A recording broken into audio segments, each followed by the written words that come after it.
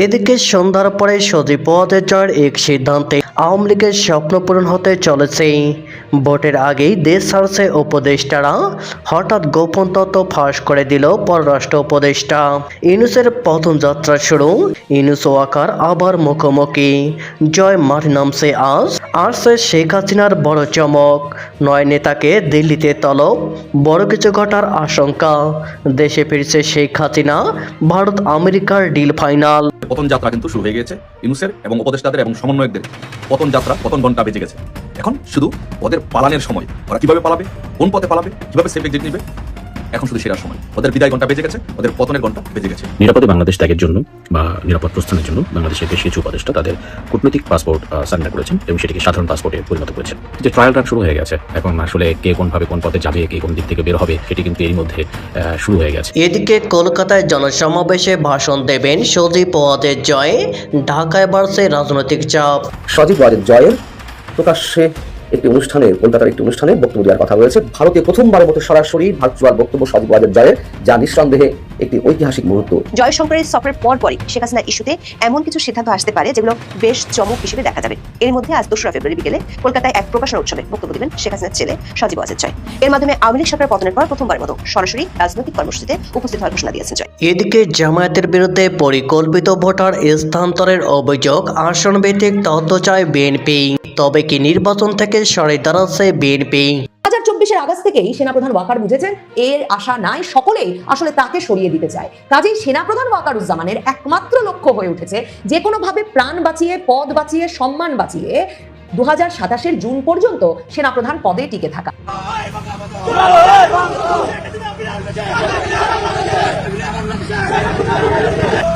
এদিকে নির্বাচন বন্টন করতে রাজধানীর বুকে লক্ষ লক্ষ ছাত্রলীগের বিক্ষোভ মিছিল।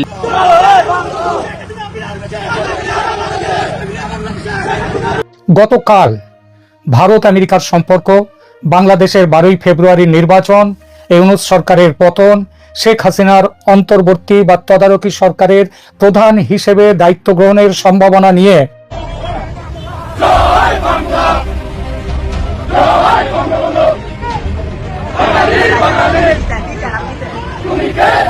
এদিকে শেখ হাসিনার সালামিন ব্যালট বাক্সের লাথি দিন, রাজপথের লক্ষ লক্ষ নেতাকর্মী নেমে গেছে। ইনশাল্লাহ বিজয় খুব শীঘ্রই, জয় বাংলা জয় বঙ্গবন্ধু স্লোগানে উত্তাল।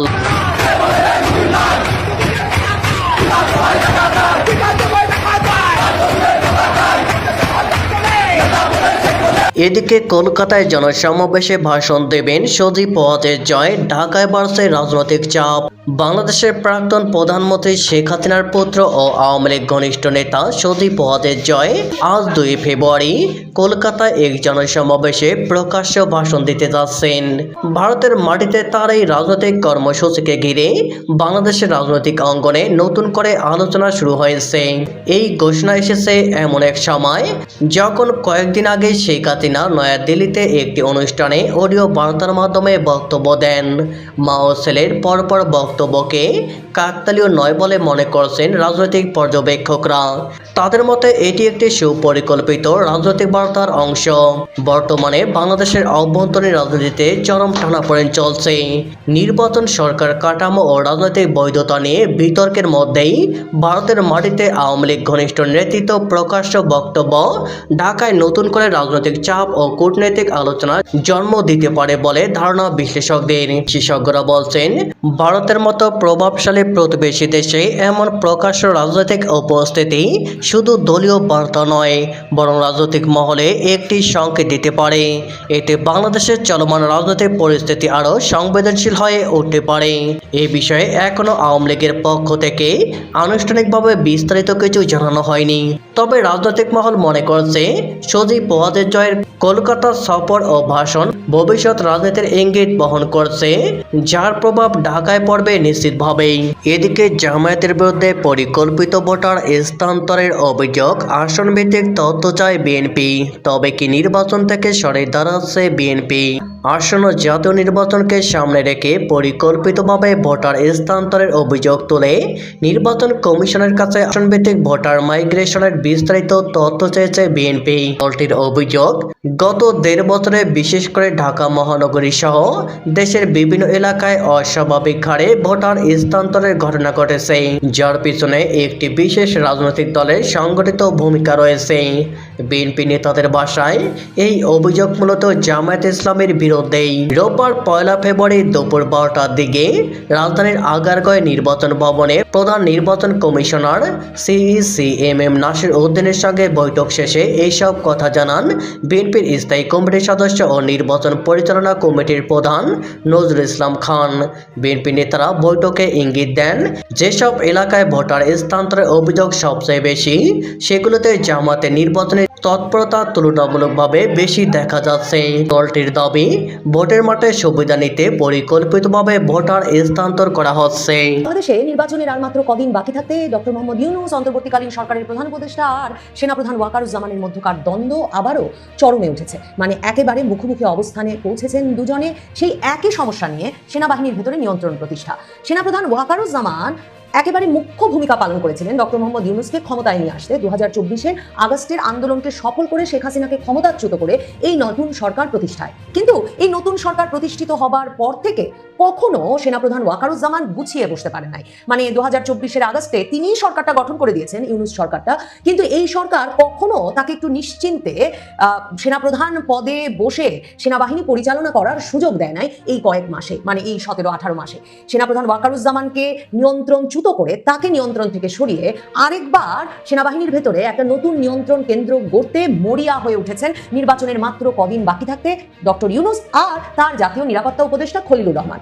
স্বাভাবিকভাবেই ডক্টর ইউনূসের জন্য এটা খুব একটা ক্রুশিয়াল সময়, বিশেষ করে 12 ফেব্রুয়ারি নির্বাচনের সাথে জুলাই সনদকে হ্যাঁ ভোটে পাশ করিয়ে আনবার পর যে পরিস্থিতি তৈরি হবে, তাতে তারা যেসব অপশন নিয়ে ভাবছেন, একটা বিপ্লবের জাতীয় সরকার গঠন, সকল দলের অংশগ্রহণে একটা জাতীয় সরকার গঠন, কিংবা কোনো এই সরকারটি আগামী 3 থেকে 9 মাস পর্যন্ত চালিয়ে নেওয়া, অন্তত যে সরকারের অধীনে নবনির্বাচিত সংসদ সদস্যরা সাংবিধানিক সংস্কার পরিষদের সদস্য বা গণপরিষদ সদস্য হিসেবে দায়িত্ব পালন করতে থাকবেন। এই সবগুলো অপশন নিয়ে যখন ভাবছে অন্তর্বর্তীকালীন সরকার, তখন তারা দেখছে একটা মাত্র প্রতিষ্ঠানে এখনো পূর্ণ নিয়ন্ত্রণ প্রতিষ্ঠা তাদের পক্ষে সম্ভব হয় নাই। আর সেই প্রতিষ্ঠানটা অত্যন্ত গুরুত্বপূর্ণ, ক্রুশিয়াল একটি প্রতিষ্ঠান, যেই প্রতিষ্ঠানটিতে নিয়ন্ত্রণ রাখাটা, সরকারে থাকা, সরকার, নতুন সরকার গঠন, আগামী সরকারের ভবিষ্যৎ, 12 তারিখের পর আইন শৃঙ্খলা পরিস্থিতি কোন দিকে যাবে, এই সব কিছু বিষয়ে একেবারে সিদ্ধান্ত গ্রহণকারী ভূমিকা রাখবে সেই প্রতিষ্ঠান সেনাবাহিনীতে এখনো ইউনূস সর্বোচ্চ নিয়ন্ত্রণ প্রতিষ্ঠা করতে পারে নাই। সেই জন্যই সেনাবাহিনীতে আবারও গুরুত্বপূর্ণ পদে রদবদল, পছন্দের লোককে বসানোর বিষয়ে মরিয়া হয়ে উঠেছে ইউনূস। এবার ডক্টর মোহাম্মদ ইউনূস আর তার জাতীয় নিরাপত্তা উপদেষ্টা খলিলুর রহমানের লক্ষ্য সিজিএস পদটি, chief of general staff.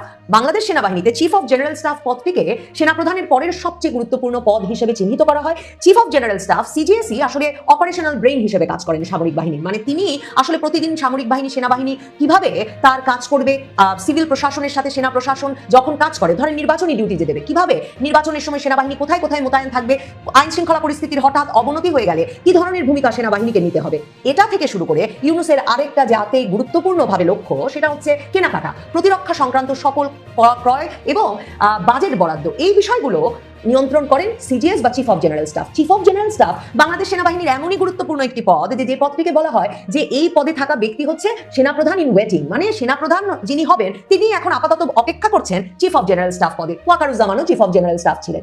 Doctor Mohammad Yunus আর খলিলুর রহমান গত কয়েক সপ্তাহ ধরে চেষ্টা করছেন সেই সিজিএস পদে, যিনি সেনাপ্রধান কোনোভাবে অপসারিত হলে বা কোনো কারণে অনুপস্থিত হলে সাথে সাথে ডিফ্যাক্টো কমান্ডার হিসেবে কাজ করবেন, সাথে সাথে সেনাপ্রধানের দায়িত্ব গ্রহণ করতে পারবেন, সেই সিজিএস পদে ডক্টর মোহাম্মদ ইউনূস আর খলিলুর রহমানের ইচ্ছা গত কয়েক সপ্তাহ ধরে লেফটেন্যান্ট জেনারেল কামরুল হাসানকে নিয়োগ প্রদানের। যেই লেফটেন্যান্ট জেনারেল কামরুল হাসানকে 2025-এর ফেব্রুয়ারিতে ওয়াকারনা হাসনাত রাজপথে ওই স্লোগান ওঠানোর পর থেকেই ডক্টর মোহাম্মদ ইউনূসের ইচ্ছা এই লেফটেন্যান্ট জেনারেল কামরুল হাসানকে প্রয়োজনে সেনাপ্রধান ওয়াকারুজ্জামানকে সরিয়ে দিয়ে সেনাপ্রধান পদে বসানো।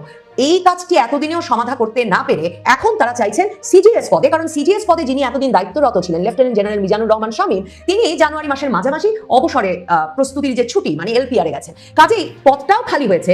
এখন লেফটেন্যান্ট জেনারেল কামরুল হাসান, যিনি প্রধান উপদেষ্টার দফতরে সশস্ত্র বাহিনী বিভাগের প্রিন্সিপাল স্টাফ অফিসার হিসেবে কাজ করেন, তাকে ডক্টর মোহাম্মদ ইউনূস আর খলিলুর রহমান চান সিডিএস পদে নিয়োগ দিয়ে এমন জায়গায় বসিয়ে রাখতে যে জুলাই সনদ পরবর্তী যে কোনো পরিবর্তন, 12 ফেব্রুয়ারি নির্বাচনের পর যে কোনো সিদ্ধান্ত, যে সিদ্ধান্ত ইউনূস নিজে নিতে চান, সেই সিদ্ধান্ত সেনাবাহিনীর ভেতরে এবং সেনাবাহিনীর সহায়তায় কার্যকর করতে যেন সিজিএস পদে তাদের বিশ্বস্ত লেফটেন্যান্ট জেনারেল কামরুল হাসান দায়িত্ব পালন করেন। শঙ্কর ওয়াশিংটনে যাচ্ছেন, সেখানে এই বিষয়ের ওপর সিলমোহর পড়বে যে আমেরিকা এখন একতরফা সংস্কার বা সংস্কারের নামে আরও অস্থিতিশীলতা তৈরি করার যে কাজ চলছে বাংলাদেশে, সেটা বাদ দিয়ে দ্রুত এবং অংশগ্রহণমূলক নির্বাচন করতে হবে, সেই দিকে ঝুঁকেছে আমেরিকা।